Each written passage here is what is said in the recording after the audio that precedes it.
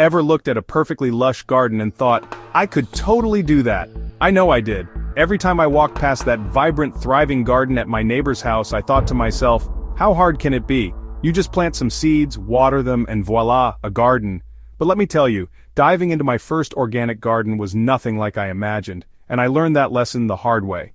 When I first decided to start my garden, I was so excited. I felt like I was about to embark on some big adventure. I could already picture myself harvesting fresh veggies and herbs straight from the garden, cooking with them, maybe even posting cute pictures of my little organic paradise on social media. Sounds perfect, right? Well, in theory, yes, but reality hit me fast. The first thing I did was start researching. I watched videos, read articles, and even asked a few friends for tips. Everything seemed so simple. Get good soil, choose the right plants, water them properly, and they'll grow. Easy, right? Well, I didn't realize how important the details were, things like soil health, watering schedules, and the importance of sunlight. So I went to my local garden center, picked out some seeds, and grabbed the first soil bag I saw. No questions asked, no real understanding of what was actually in the soil, or if it was even the right type for the plants I wanted. I remember feeling so proud of myself, thinking I was ready to go full throttle.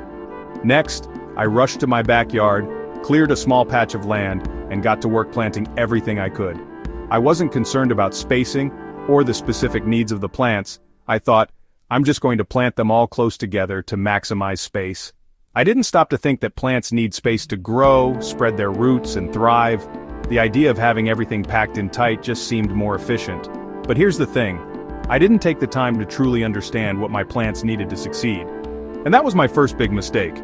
I was so eager to get started that I rushed through the basics, ignoring the fact that gardening requires patience and planning.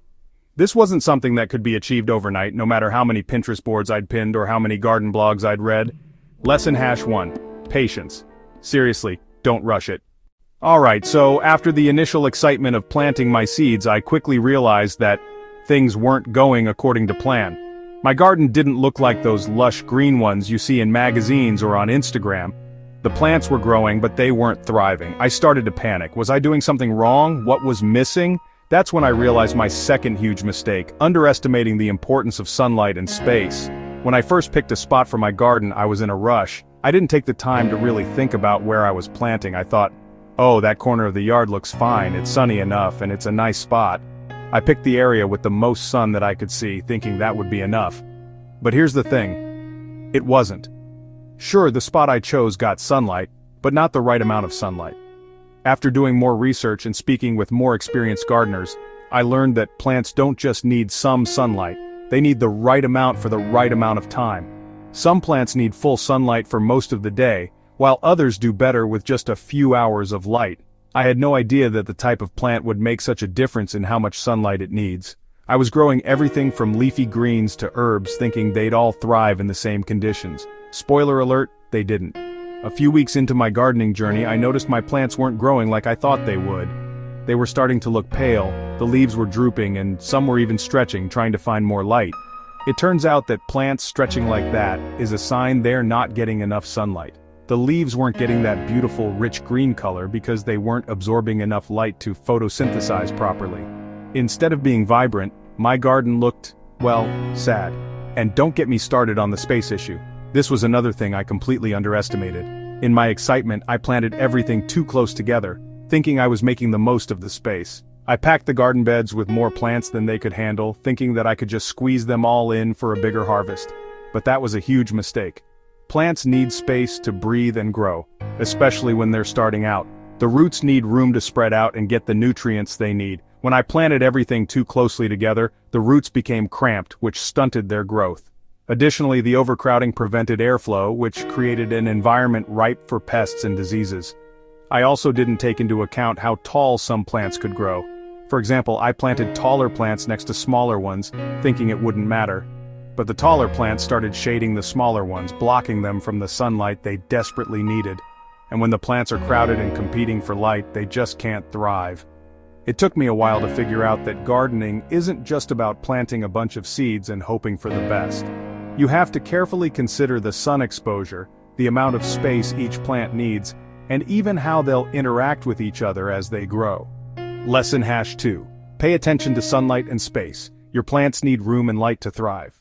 By this point in my gardening journey, I had already made some pretty big mistakes, choosing the wrong spot, cramming plants too close together, and not giving them enough sunlight. But things took a turn for the worse when I started focusing on one of the most basic tasks of gardening: watering. What I didn't realize at the time was that overwatering would become one of my biggest mistakes. I thought I was just giving my plants the love they needed, but instead, I was slowly suffocating them. At first, I just assumed that plants needed to be watered every day. I mean, that's what I had read and heard from a few friends, right? Water equals sign good, more water equals sign better. I even bought a fancy watering can to make it feel official. I'd wake up early, stroll out to the garden with my can, and water my plants with this overwhelming sense of accomplishment. I was so proud of myself, thinking I was doing everything right. But the more I watered, the worse my plants seemed to get. It wasn't until my plants started turning yellow, wilting, and showing signs of distress that I started to question my approach. I was giving them so much water that the soil became soggy. The roots were drowning. I had no idea that too much water could lead to root rot, a silent killer for plants. Instead of flourishing, my plants were suffocating under the weight of too much moisture. They weren't able to get the oxygen they needed through the soil, and that was causing a cascade of problems. In the beginning, I couldn't figure out what was happening. Why were my plants looking so bad? They had plenty of water, so shouldn't they be thriving? The soil was saturated, but instead of being lush and green, my garden looked miserable. After doing more research and asking some seasoned gardeners for advice, I learned that different plants need different amounts of water, and even more importantly, the frequency of watering depends on the type of soil, climate, and the specific needs of each plant. Some plants, like succulents or cacti, need very little water, while others, like tomatoes or lettuce, need consistent but moderate watering. The key is balance. That's when I realized the importance of checking the soil moisture before watering again. If the soil was still moist a couple of inches down, I didn't need to water at all. If it was dry, then it was time to give it a drink, but just enough. Not too much. Simple, right? Well, not at the time. I didn't know to test the soil moisture, and that led to me making a classic rookie mistake. The "if some is good, more must be better" mentality. But that wasn't my only mistake. I also completely neglected fertilizing. I assumed that if I had good soil, my plants would be fine without extra nutrients. After all, I'd read about people growing plants in plain soil without the need for fancy fertilizers, right? Well, it turns out that soil alone doesn't always have the right nutrients to sustain plant growth over time. Plants need regular feeding to stay healthy and produce a good yield. Without proper nutrients, they become weak and vulnerable to pests and disease. So my plants weren't getting the essential nutrients they needed to grow strong. And that lack of nutrients showed. Leaves started turning yellow, growth slowed, and the plants didn't produce nearly as much as they should have. I quickly learned that skipping the fertilizer was another huge mistake on my part. Lesson #3. Watering isn't just about how much, it's about timing and balance. Also, fertilizing is a must. By the time I reached this point in my gardening journey, I had made more mistakes than I care to admit. My plants were struggling, some of them didn't grow at all, while others just looked sad and unhealthy. The initial excitement had faded, and I was feeling pretty discouraged. Honestly, I was about ready to give up. I thought, maybe I'm just not cut out for this.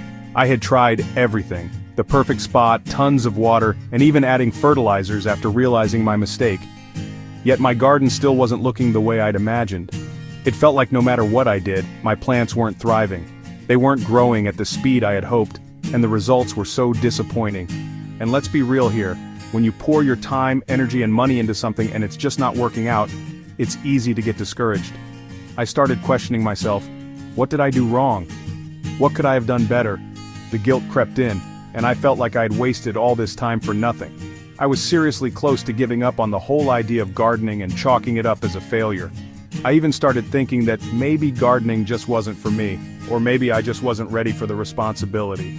It was a rough moment, but here's the thing I learned the hard way. In any project, whether it's gardening or something else, it's not just about the wins, it's about how you handle the setbacks.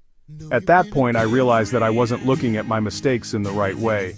Instead of seeing them as failures, I started to think of them as learning opportunities. After all, no one starts off as an expert. Gardening, like most things in life, is a process of trial and error. I took a step back and made a decision to change my perspective. I decided I wasn't going to give up just because things weren't perfect. Instead, I focused on figuring out where I went wrong and how I could adjust my approach. The key was to stop dwelling on the negative and start focusing on solutions. I began researching more, talking to fellow gardeners, and watching even more videos. I learned that gardening, especially organic gardening, requires flexibility and the ability to adapt. Every garden is different. What works for one person may not work for another, and it's all about trial and error. I also realized that I didn't have a backup plan when things started going wrong. I had jumped into gardening without considering that I might face challenges. Every gardener faces struggles. It's how you overcome them that makes the difference. With this mindset shift, I started making changes. I gave my plants more room to grow, reevaluated their sunlight needs, and adjusted my watering schedule. I didn't expect instant results, but I started seeing gradual improvements. It wasn't perfect, but it was progress. Slowly, the plants that had been wilting started to show signs of life. The leaves got greener, the stems grew sturdier, and I started seeing the fruits of my labor, literally. Lesson #4, don't give up. Gardening is all about trial and error. Embrace the mistakes, learn from them, and keep pushing forward. In the end, my garden didn't become this flawless, picture-perfect space overnight. But by learning from my mistakes, adjusting my approach, and not giving up, I created a garden that I'm proud of. It might not be perfect, but it's mine, and it's growing better every day. So if you're thinking of starting your own garden or any new project, remember this: failure isn't the end, it's just part of the process. Keep learning, keep adjusting, and most importantly, keep going. You've got this.